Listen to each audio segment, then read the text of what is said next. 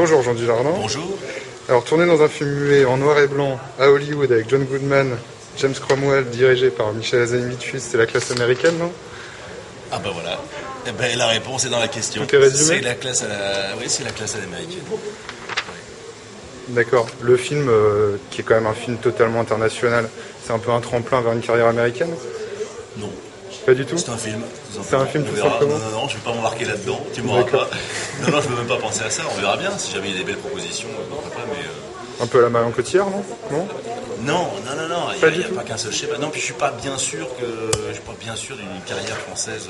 Du moins pour un acteur français, je pense que c'est plus compliqué. Alors que Marion représente peut-être aussi autre chose, la féminité, à la française, la Quand classe. tu dis que tu n'es pas bien sûr d'une carrière française, c'est pas un peu un excès d'humilité? Une carrière française, ça va quand même. Mais non, je pense pas, à vrai dire. Je pense pas à ça. D'accord. Et vous y pensez au prix d'interprétation masculine à Cannes? Non, j'y pensais pas non plus. Et ça fait quoi? Je pensais qu'il y aurait quelque chose pour le film. Je sentais qu'il y avait un espèce d'engouement autour du film, mais ça fait chier, tu penses, ça fait vraiment chier. T'as pas envie d'y aller, t'es bien chez toi, t'as pas à recevoir un prix de Robert De Niro, il n'a pas à te déranger un samedi pour ça. Donc tu penses... non, ça fait, c'est une énorme joie, c'est limite absurde. C'est-à-dire qu'à la fois t'es là et t'es pas là. Tu vois, c'est toi et c'est pas vraiment toi. D'accord. Et qu'est-ce que vous diriez aux personnes réticentes à aller voir un film muet?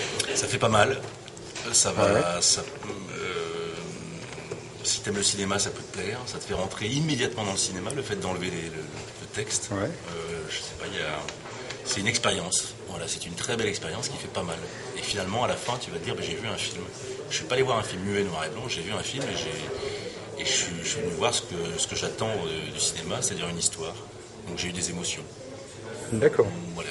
Très bien. Très bien. Les films muets, c'est canon, c'est super bien. Vous n'y avez pas pensé pour Paris Max?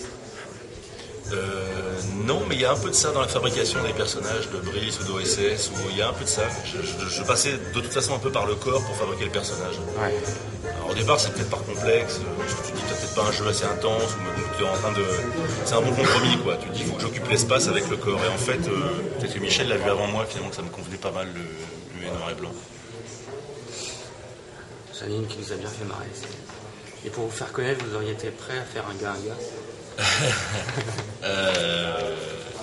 Non, parce que j'ai jamais voulu. Comment dire, c'est pas un métier être connu en fait. J'ai pas voulu faire ça. Moi, on m'a offert un truc qui était formidable, qui était un gars et une fille, qui me permettait de jouer un trentenaire et d'avoir des plans séquences en plus, quoi, de pouvoir jouer sur 1 minute ou 2 sans s'arrêter. On file les clés de la baraque et tu peux expérimenter ton jeu. Et je pense que ça m'a fait gagner vachement de temps en fait de faire 4000 sketchs un gars et une fille pour le cinéma, pour la comédie en tout cas. Maintenant, un gars.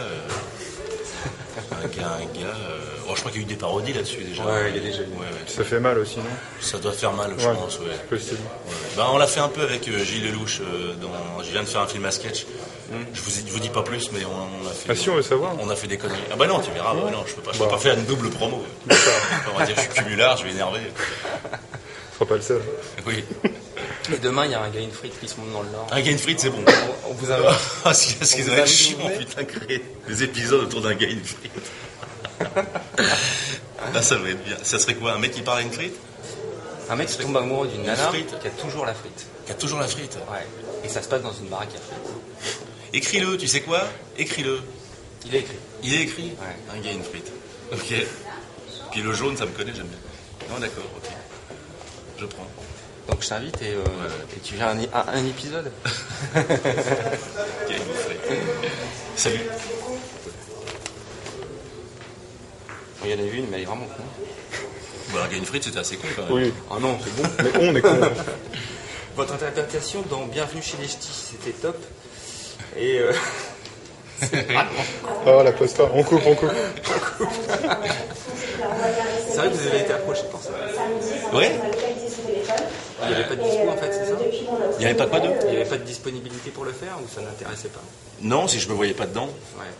C'est que je vais être très honnête à chaque fois dans mes réponses et dans mes choix. Si je ne me vois pas dedans, je ne le fais pas.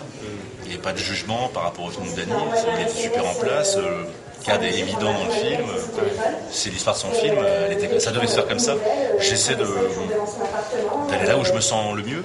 Sinon, si je m'emmerde ou si je ne sens pas le rôle, je vais emmerder tout le monde. Ça va se voir, donc ça sert à rien. Et je ne veux pas faire des coups ni cachetonner. Voilà.